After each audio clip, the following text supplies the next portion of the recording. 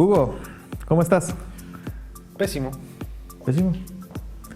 No creo que tan pésimo. Podría ser pésimo como el imbécil que quiso poner esta película en noviembre. Hoy hablamos de Doctor Sueño.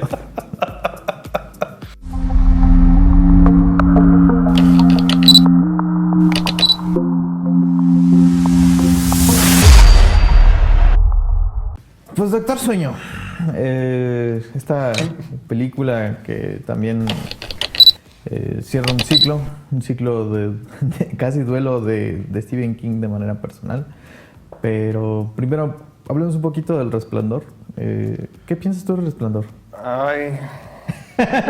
De por sí nos odian. Veníamos a hablar del Doctor Sueño. Sí, pero vamos porque nos van a tirar. No, a mí no me gusta. ¿No te gusta el Resplandor?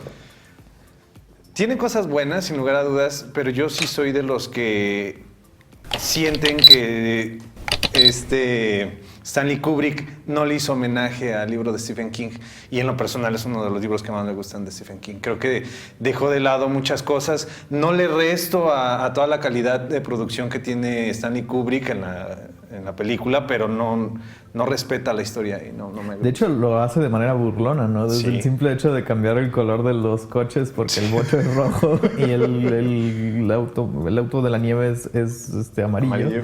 Y ahí lo cambia porque creo que Kubrick hizo eso a propósito porque como que no encontraba mucho sentido al hecho de hacer una película de fantasmas. Uh-huh. De hecho, había leído una entrevista de King, como de la época, en la que menciona que pues Kubrick es una persona, un genio, pero es una persona fría y no logra entender como los elementos del Resplandor que a él le gustan, ¿no?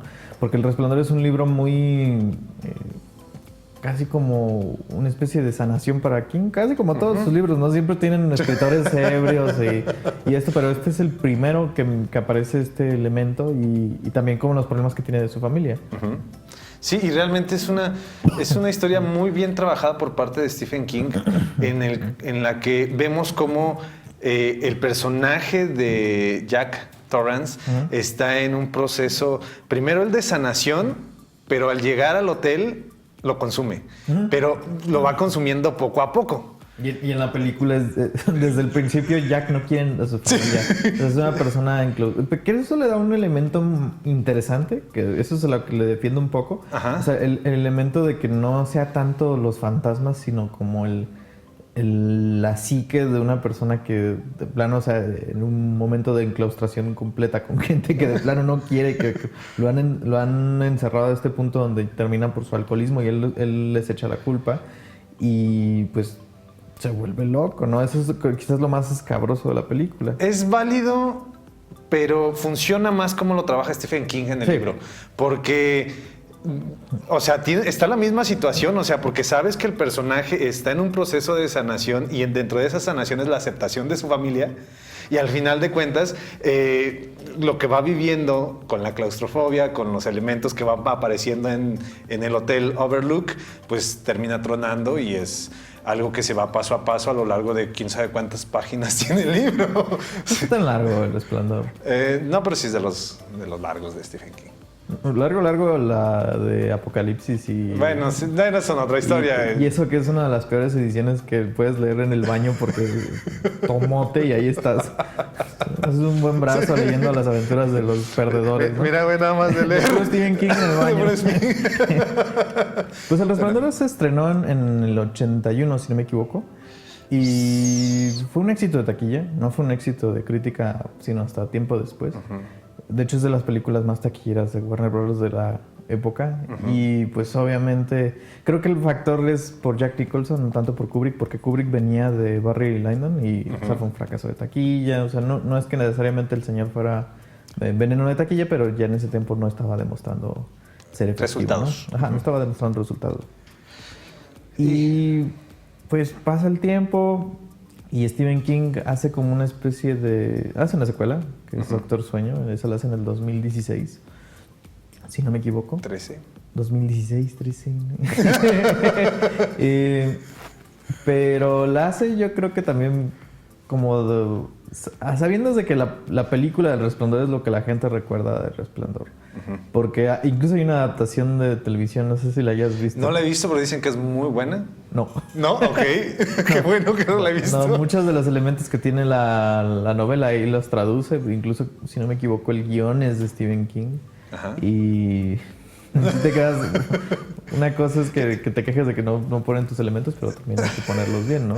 Que cabe mencionar que Stephen King ya tiene sus años, ya sus libros están hechos con una fórmula. Sí. Antes él tenía una forma de escribir que plantaba, él lo dice así, planta una semilla, deja que germine y que vaya saliendo la historia. Hoy ya no se ve esa naturalidad. Hoy ya se ve que él tiene ciertas cosas en sus libros que dicen, esto no funciona, esto lo pongo.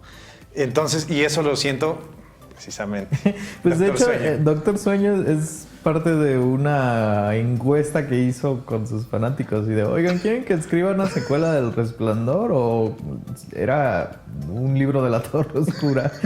No, pues una secuela del Resplandor. O sea, tienes que preguntar eso y tienes que hacer... Y más siendo un escritor que por año saca libros. O sea, puedes decir, voy a escribir la secuela de Resplandor, voy a escribir... o más bien voy a escribir lo que yo quiera. Ajá, lo que quieras. Pero sí tenía como una especie de obligación personal, no contractual, porque nadie le dijo que tuviera que hacerlo. Ajá. Y el libro sale, se vuelve, como casi todos los libros de Stephen King, un éxito en ventas, pero aquí ya viene la intención de Warner Bros. De decir, oye, aquí hay potencial de hacer una secuela. Espera, ¿hay potencial para hacer una secuela? Pues sí, o sea, si tienes ahí el material y es una de tus propiedades intelectuales más conocidas del cine de horror, pues la vas a agarrar. Es como, ellos no le tenían respeto ni al Exorcista. Entonces no le van a tener respeto al Resplandor. Es una secuela innecesaria en ese sentido. Ajá. Pero agradezco que por lo menos la persona detrás del proyecto no sea una persona desconocida, porque es Mike Flanagan. Mike Flanagan es una de estas figuras del horror moderno que está al lado como de Ty West y de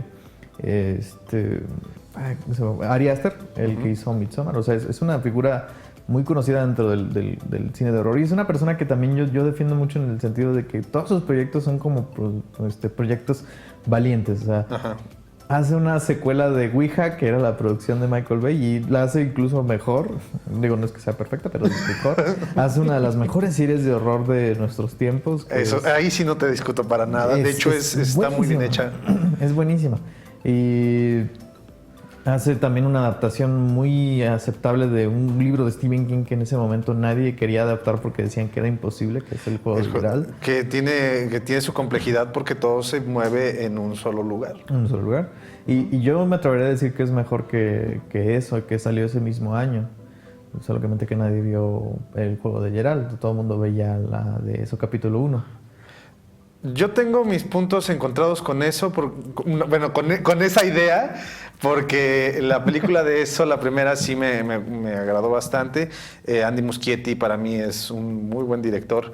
Y El Juego de Geralt, siento que de repente Mike Flanagan como que se desconecta en el proyecto, como que no sabe qué hacer. Y cuando no sabe qué hacer, entra en pánico, y al entrar en pánico no resuelve bien las cosas. Y eso lo sentí mucho en esta película. En esta de El Doctor Sueño yo sentí que en algún momento se desconectó y eso hizo que se desconectara toda la producción.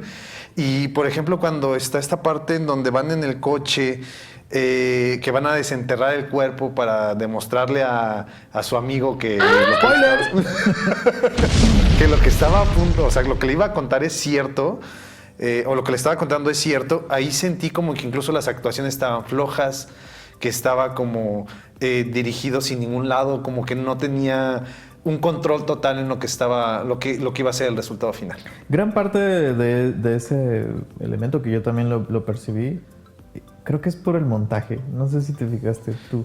El montaje está hecho de puras disolvencias. Es que intentaron hacer un homenaje al Resplandor. Pero el Resplandor tiene cortes fuertes, ¿recuerdas? No sé si pasan y luego pasan el día en el que están o martes. Pero también lo intentaron hacer al principio cuando está la caja. De hecho, ese montaje a mí sí me hizo muy malo, donde le explica el personaje, el viejito, el negrito, que le explica, no, acuérdate de esta caja porque necesitas encerrarlos ahí a todos. Cuando entra al baño, que la encierra el personaje que está en el baño, en la bañera, que lo encierra en la caja, se me hizo un montaje como intentando demostrar que la teoría del montaje funciona, pero demostrándolo de una forma mala. Demostrando por qué no funciona la teoría del montaje si la haces mal. Sí, demostrando por qué no funciona si lo haces mal. Sí, creo que es la mayor falla y sí se va sintiendo, porque es una película de casi 3 horas. Sí. Entonces estás sintiendo como de que las escenas no tienen ninguna conexión en base al montaje tradicional, porque hacen la disolvencia y luego pasa a otra. Y a veces son escenas como de menos de unos 20 segundos y pasan a otra y es como, bueno, ¿y esto qué? O sea, pero hay cosas que sí me gustaron. Creo que Ewan McGregor como Danny Torrance, hay algo interesante porque siempre lo ves triste. Ajá. Sí, tiene una semblanza muy triste.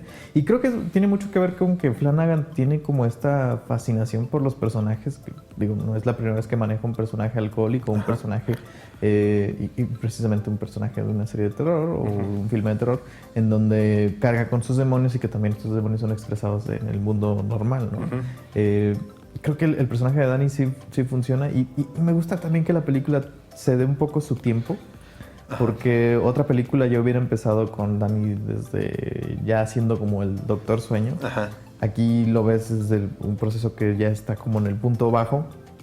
Y a pesar de que intenta como de llevar pues, un borrón y cuenta nueva, hay una escena muy fuerte, ¿no? Que es el sentido de que ve el fantasma de una de las cosas que pasan en el principio y eso es muy muy fuerte porque dice no puede escapar de su realidad y a pesar de esto también se vuelve una figura de mentor pero que tampoco quiere porque tampoco le entiende mucho las cuestiones del resplandor, ¿no? A pesar de que Doc Logan le haya dicho como 2-3 cosas. No te compro la idea por más que estoy intentando. No es cierto. Sí, es válido. De hecho, algo que le rescato mucho es... Yo estoy ya en contra porque ya estoy cansado de ver a tantos personajes alcohólicos, porque es como la salida fácil de los escritores, ¿no? Queremos demostrar que está mal el personaje, hazlo alcohólico. Entonces, pero aquí lo sentí muy natural. Porque como ves la evolución después de que salieron del Overlook, y digo, ahí dio un salto a ya cuando es adulto, pero lo sentí como más natural el hecho de que él sea alcohólico. Natural y orgánico creo que es lo mismo. De que él sea alcohólico lo sentí muy orgánico, porque pues tiene todos los elementos para hacerlo, ¿no? El hecho de que su papá viene de herencia, el hecho de todo lo que vivió en el Overlook, lo hizo ser así, eso lo sentí muy natural. Y cuando él precisamente le dice, él dice, yo no quiero, a mí no me interesa ser un mentor, lo tienes que hacerlo. Pero no quiero. Tienes que hacerlo y en algún momento lo tiene que hacer. Y está esta balanza, ¿no? O sea, como de su dependencia al alcohol que a veces está como a punto de ceder. Digo, la película no es tan valiente como para mostrarnos que sí cae, pero igual y eso también... Es que precisamente ya todo el alcohol se ha visto en el cine, entonces si hubiera caído hubiera sido un cliché. Si se hubiera respaldado por su propio peso, no... También no hubiera funcionado. No hubiera funcionado. Pero llegamos al punto de Stephen King está escribiendo historias con una fórmula. O sea, al final de cuentas pudo haber hecho otras cosas.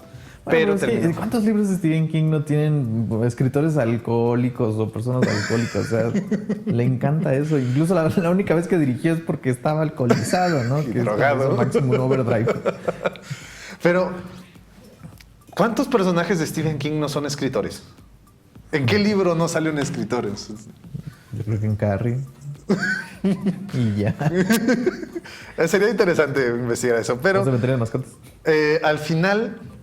De hecho, yo siento que todos estos elementos pudieron haber sido trabajados de una mejor manera, no por parte de Mike Flanagan. Creo que, ya dejando a un lado lo que él hizo, la historia original como tal no alcanza a cuajar como para hacer una buena película. Una ocasión Guillermo Arriaga dijo, un buen guión se puede convertir en una mala película.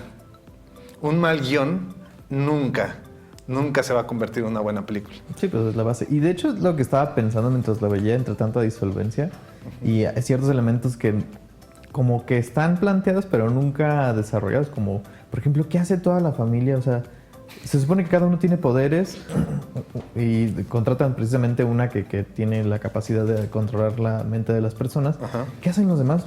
O sea, ¿qué hace el cuervo? No, yo tengo unos trucos bajo la manga. ¿Nunca se ven? No, fíjate que yo todavía no voy más lejos, Deus. ¿Por qué un sombrero? Sí, no se explican eso. Al principio te dicen, y es un elemento importante, en la primera escena en la que aparece Rose, tengo un sombrero. Y este sombrero hace magia. Ok, el sombrero va a tener relevancia después, ¿no? Yo me imagino. ¿No crees que sea que porque si es un ser que ha vivido tantos años, a lo mejor le tocó la época hippiosa, porque precisamente se queda con este look hippioso. Ajá. Y, más gitanesco, ¿no? Ajá, gitanesco, hippioso, horrendo, sesentero. No sé, a lo mejor conoció un mago y no sé. Se enamoró.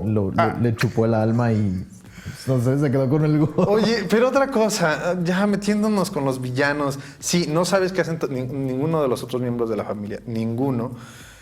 Y para acabarla, son seres que llevan años viviendo y absorbiendo el humo de las personas. El resplandor. El resplandor de las personas. Y luego, ¿por qué los derrotan tan fácil? A balazos. O sea, ¿que no tuviste un poquito más de tiempo para producir algo un poquito más complejo y demostrar que son seres sobrenaturales muy inteligentes? O sea, con todo respeto, si a alguien le gustó la película, yo la comparo y la comparé con Edward Cullen, que tiene 100 años y no sabe absolutamente qué hacer con su vida. Van 2 veces que mencionas Crepúsculo en estas cápsulas. ¿Qué te pasa? Necesito hablar. Sí, creo. Es que es como mi punto clímax de lo malo en el cine. Ah, ok. Sí. Okay. Yo hablo de Twin Peaks, tú hablas de Crepúsculo. Cada quien, ¿no? No. Pero tú hablas por mencionar que es bueno Twin Peaks. ¿O que tienes algo que decir con Twin Peaks? No, pero tengo como esa misma fascinación e insistencia como tú. Pero bueno, se hacen muy malos los villanos. Sí, y de hecho hay una escena donde sí plantean lo que queremos ver precisamente, que es cuando ella se supone que tiene como este poder de los viajes astrales. Ajá. Y se encuentra con la niña y resulta que la niña tiene como una habilidad de resplandor más desarrollada. Me hubiera gustado ver más este tipo de cosas, ¿no? Precisamente. Que de hecho esa escena se me hizo muy buena. Sí. Una trampa muy bien realizada que no, o sea, que se me hizo muy inteligente porque ni siquiera nosotros como espectadores la esperábamos. Pero ya al final, eso que dices, que quiero ver ese resplandor, quiero ver una pelea de resplandores. Resplandeciente. Al final de cuentas termina siendo una pelea que era una pelea bastante pobre, en la cual te deshaces de un personaje, ¡corre! Y se va la niña y se queda Dani peleando, cuando a mí me hubiera gustado ver a los dos realmente utilizar todo su poder. Hubiera sido más... Pero pues también los poderes de Dani nunca están como bien definidos en la película, o sea... Incluso en el sentido de que es el Doctor Sueño, uno entendería que pues tiene como esta conexión con la gente, puede leer su pasado y también precisamente cuando están en el punto del umbral los acompaña y al lado del gato, ¿no? Uh-huh. Pero, ¿qué poderes tiene? O sea, ¿cuándo supo poseer cuerpos? ¿Cuándo supo todo este tipo de cosas? ¿No? Sí, no, queda muy, muy flojo, quedan muchos cabos sueltos, sin lugar a dudas. Quizás hubiera funcionado más como serie de televisión, ¿no crees? Sí. Sin lugar a dudas, y dirigida por él mismo. Sí. Sin lugar a dudas. Hubiera funcionado. Yo no he leído el libro. A lo mejor algunas de estas respuestas están en el libro. Yo creo que todas. Y sí hubiera funcionado. Además, está de moda este formato por episodios. Y sin lugar a dudas hubiera vendido. La película El juego de Geralt tardó en ser famosa en Netflix, pero ya está... Ya mucha gente la reconoce, ¿no? Sí, ya es muy reconocida. A mí sí me gustó en ese punto. Digo, no me fascinó, pero sí no la encontré nefasta. Pero el punto donde ya me perdió a mí es cuando Flanagan... porque toda la construcción de la película me parece respetable en ese sentido, porque está tratando de llevar una adaptación que lleva la balanza tanto de Kubrick como de la novela y a la vez empieza a ser como algo dentro de sus elementos tradicionales, ¿no? De sus guiños y sus temas que tanto le gustan. E incluso con la paleta de colores y todo esto, o sea, sí se siente como una película de él, pero al final, pues le tiene que pagar la cuota al Resplandor. Y a mí es cuando no me gusta. Porque sí, la recreación del Hotel Overlook, la decisión de traer actores que se parezcan mucho a Shelley Duvall y a Jack Nicholson y al pequeño Danny. O sea, eso me parece también interesante porque también hablan de cuando antes se hacían películas y no contabas con los rostros digitales, ¿no? Es muy curioso que Flanagan decida recurrir a una persona que se parezca un poco a Jack Nicholson en ese tiempo. Y, por ejemplo, Martin Scorsese ahorita está haciendo rostros digitales, ¿no? Bueno, pero toma en cuenta, digitalmente se ve mal. Sí. También. Sí. O sea, si no pudo hacer que se murieran bien sus personajes, ¿cómo va a ser una cara de cómo se hubiera visto? No tenía un presupuesto tan bajo, ¿no? O sea, no, sí. Eso es lo lamentable. O sea, si tienes dinero, ¿por qué no haces algo mejor? Pues sí. Perdónalo. No, pero, o sea, es defendible, pero ahí siento cuando la película se deslinda de lo que está construyendo, porque es una película de horror y de acción casi. O sea, es horror, pero es un horror tranquilo, un horror que también va más en el sentido como de una exploración supernatural y grandilocuente. Y no conecta con El Resplandor de Kubrick, porque El Resplandor de Kubrick nunca fue para eso. El Resplandor de Kubrick era precisamente como el interés en demostrar a una persona dañada, que también tiene las posibilidades de desquitarse con su familia por el alcoholismo, ¿no? Y cuando conecta con esta, no me agrada, porque también tiene una dependencia a hacer tomas que son iguales, aunque no tenga la misma paleta de colores. De poner la escena del bar, que incluso con la misma forma que es mostrar a Danny y en cierto momento hablar con su papá, pero pues también esta resolución nunca tiene sentido porque pues no es como si el personaje de Jack Torrance fuera una persona sacrosanta, pero yo creo que lo está haciendo porque está también referenciando al final del libro y el final de la película es el final del libro original, o sea, sí. es la escena del boiler. Que a mí me brinca bastante que mataron a un personaje en la película anterior, que en esta película fue como lo tenemos que recuperar. Bueno, pues haz que hable como si estuviera muerto con él. Porque el viejito está vivo, el negrito está vivo al final de El Resplandor. No lo matan. Entonces, pero aquí tiene que estar muerto. Aquí tiene que estar muerto porque, sí, hoy ¿cómo le hacemos? Ya lo había matado. Dick Cologran no pudo ver que alguien iba a dar un hachazo al lado, ¿no? Pero yo no alcanzo a rescatarla. Yo salí del cine, de hecho fui precisamente ayer a verla al cine.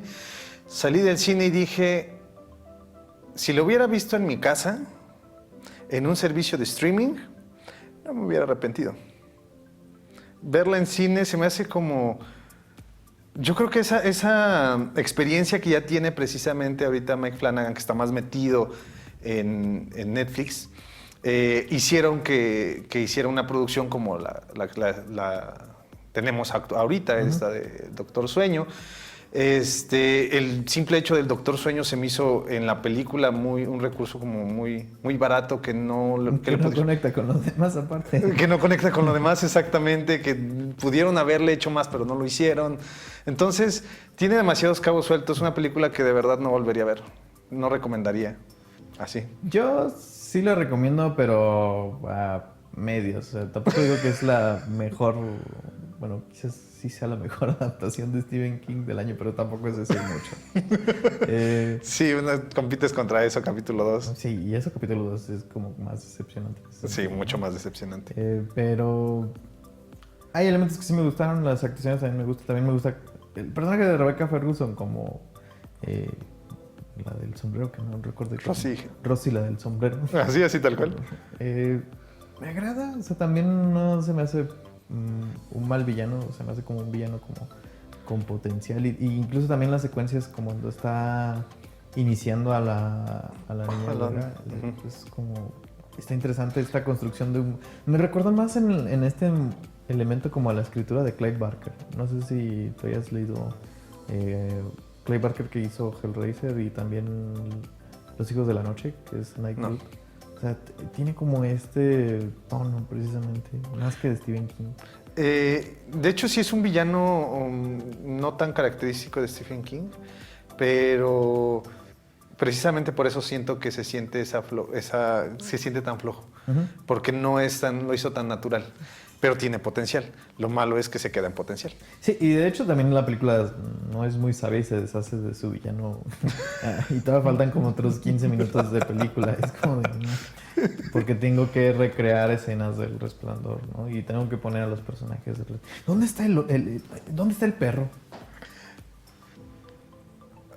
Una tortuga gigante se la llevó. Mágica. El personaje que más recuerdo del Resplandor, y quizás es el momento más desconcertante del original, es cuando el personaje de Shelley Duvall está caminando en las escaleras y ve que el mayordomo está recibiendo sexo oral por parte de un tipo disfrazado de perro. Sí. Y te quedas así, ¿qué es eso? Kubrick lo usa como para desconcertar en ese momento y decirte como que han existido más personas en este hotel y todos se quedan aquí encerrados y pues, nunca sabes su pasado. Y nunca ves a ese perro. Yo estaba esperando, así como, va a salir el perro. Así, están recreando tan fielmente el Resplandor. Yo quiero ver a ese perro. ¿No? Y no está. No. ¿Qué decepción? Decepción para mí en general la película. En general toda la película. No esperaba mucho.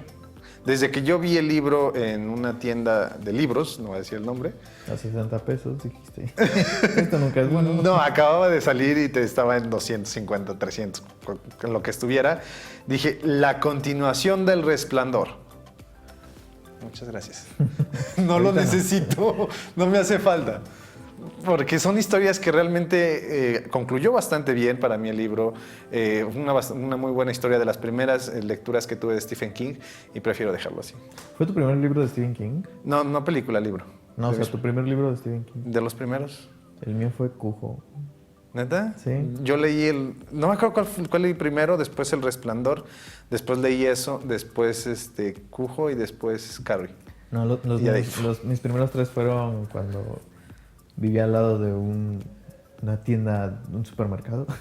Y estaba una promoción de 3 libros de la editora Grijalbo. Ajá. Y me compré, esa vez ahorré y compré Cujo, El retrato de Ross Mader, que también me gustaría ver una película del retrato de Ross Mader. Y Dolores Claiborne. Es muy complicado, ¿no? Sí, me tocaron unos libros que no esperaba, porque yo ya había visto precisamente por las películas de Stephen King. Digo, siempre veía películas de terror y ya lo conocía, y mi acercamiento con él no fue precisamente con las mejores. No con los mejores, sino con el horror que no esperaba de King, ¿no? O sea, es un horror más sutil, y precisamente 2 de los libros son personajes femeninos que también sufren mucho y que tratan de seguir, ¿no? Que al final de cuentas, creo yo, sus mejores historias son aquellas que no son tan populares. Yo había leído El juego de Geralt antes de que fuera película, y el libro sí me había agradado, porque de hecho el libro ahonda muchísimo en el personaje femenino y sufrió muchísimo. No, en el libro sí le fue muy mal, mucho más mal que en la película. De hecho hay un guiño del juego de Geralt en su adaptación, ¿verdad? Sí. Se sientan en la banca del muelle, que es la misma banca donde están viendo el eclipse. No. Por fin puedo hablar con alguien de eso.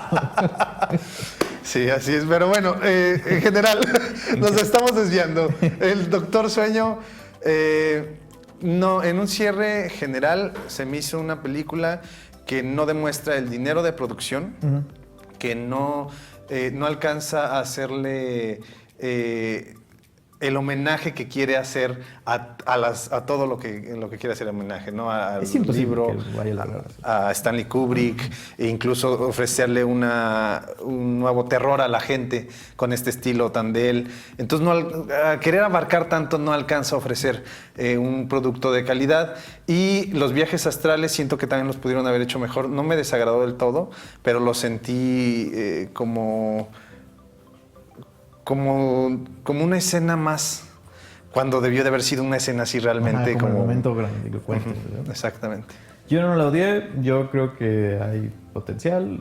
Igual, no creo que sea tan mala. Me pasé un buen momento en el cine. Pero también creo que no creo que sea tan justo que no le vaya tan bien en taquilla. Hay ciertos factores que también yo defino. O sea, es una película de casi 3 horas. Y es una película que, como mencionábamos en la introducción, le hubiera ayudado si hubiera salido en octubre. Ajá. Porque también, aparte el título, Doctor Sueño, pues a la gente común y corriente no le da la idea de que es una secuela del Resplandor. Entonces, todos estos factores son como de, es un mejor marketing, ¿no? ¿Qué pasa contigo? No creo que sea tan difícil hacer una... Porque la gente iría a verla de inmediato. Sí, si hubiera salido incluso hasta 2 semanas antes, hubiera funcionado mucho mejor. Sí, porque de hecho a la gente le gusta ver este tipo de películas en la temporada de octubre. Los Locos Adams es una gran película, pero se aprovechó mucho de la temporada y como la atmósfera y todo esto. Vas a ver ese tipo de cosas, ¿no? Ewan McGregor no salvó la película. No. Y ha salvado proyectos. Sí, o sea, de hecho sí es un fracaso total. O sea, nada más creo que recuperó como 20 millones en su primer fin de semana, entonces de 180 que creo que costó. Entonces sí está como muy complicado. Híjole, pero pobrecitos. Bueno. Yo diría, vayan a verla con sus reservas. No es una grandiosa película. Digo, tampoco lo que ahorita está en pantallas. No. ¿Quieres ver Terminator? No, Dios, no. Ya sí quería verla. Pues verla, ¿no? Adelante. Pero yo diría que esta es como la mejorcita de las que están. Que incluso lo más triste es que le ganó aquí en México le ganó Maléfica porque tuvo un despunte de taquilla y Maléfica tenía como ya 3 semanas que se estrenó. Es como... Otra película mala. No, puras películas malas ahorita estamos recibiendo, ¿no? Pero bueno, viene un buen cine. Eso es lo importante. Viene Star Wars. Y no quiero ver Star Wars. Pues bueno, me toca despedir entonces el programa. Hugo, dinos dónde nos podemos encontrar. Pipila.mx. El día jueves vamos a hacer por ahí algo, espero que sí me acepten, porque luego tú entiendes aquí completamente tiempos y demás, Sí. Se complica un poquito. En mis redes sociales, Hugo Mariano Mena Ramírez, Facebook, Instagram, y por el momento es todo. Ahí donde me encuentro. Ustedes ya me conocen, siempre hablo de cine, siempre nos critican por hablar de cine, pero bueno, nos ven. Nos vemos. Nos vemos. Adiós. Es lo importante. Vean Doctor Sueño.